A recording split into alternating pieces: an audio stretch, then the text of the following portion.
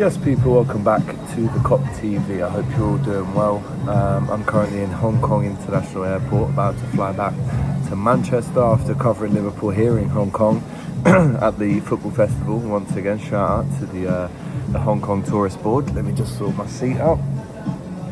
Just having a little drink, to be honest. You know what I'm drinking, and I'll have a drink. It's not bad. But as you know, the big news is right now is that Liverpool have agreed a £65 million, including add-ons, bid from Bayern Munich for our Lucho, Luis Diaz. Now, I'm upset, I'm sad, I'm disappointed, I'm frustrated that we're never going to see him again, in a Liverpool shirt. I was the last one to see him involved in the Liverpool squad, I guess you could say that, in terms of the open training at the Kai Tak Sports Arena a couple of nights ago.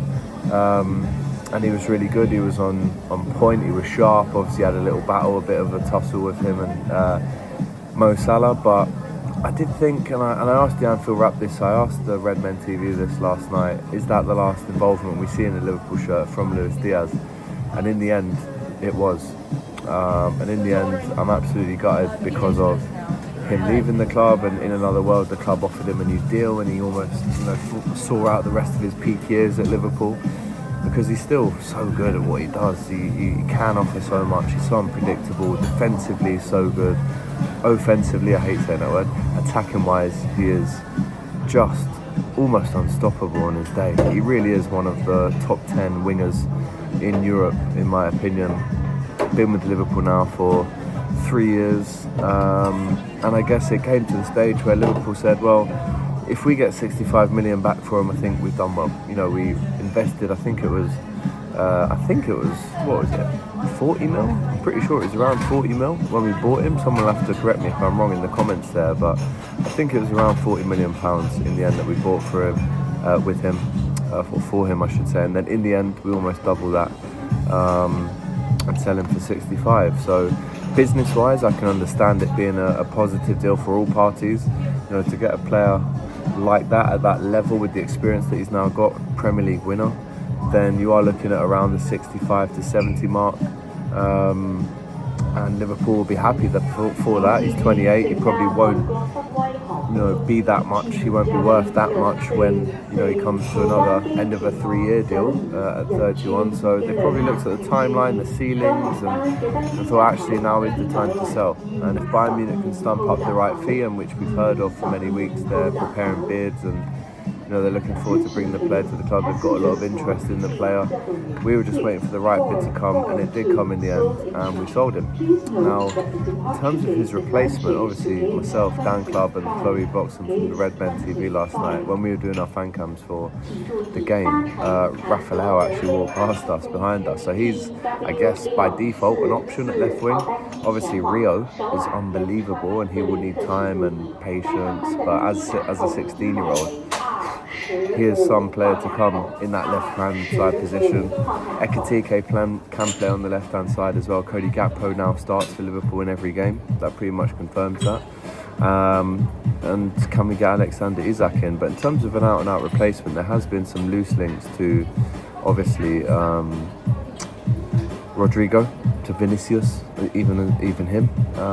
Also Malik Fofana, who allegedly last night agreed personal terms with Everton. He probably thought, when he heard Liverpool, he probably thought it was us and not the city of Liverpool and Everton Football Club. But in terms of replacements, does that almost give the green light now to actually go and buy Isak?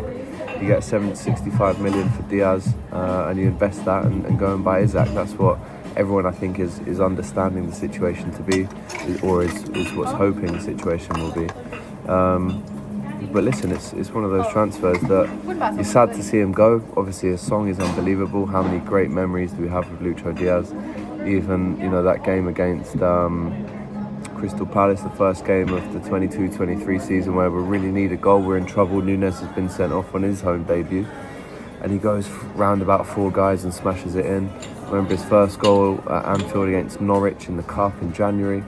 That header, the finish away against Benfica in the Champions League, the goals against Arsenal in the FA Cup away to win 1-0. He's obviously got to a Champions League final with Liverpool. He's played in an incredible semi-final, actually. If you remember, against Man City, that 3-2 game, he was unbelievable in that game.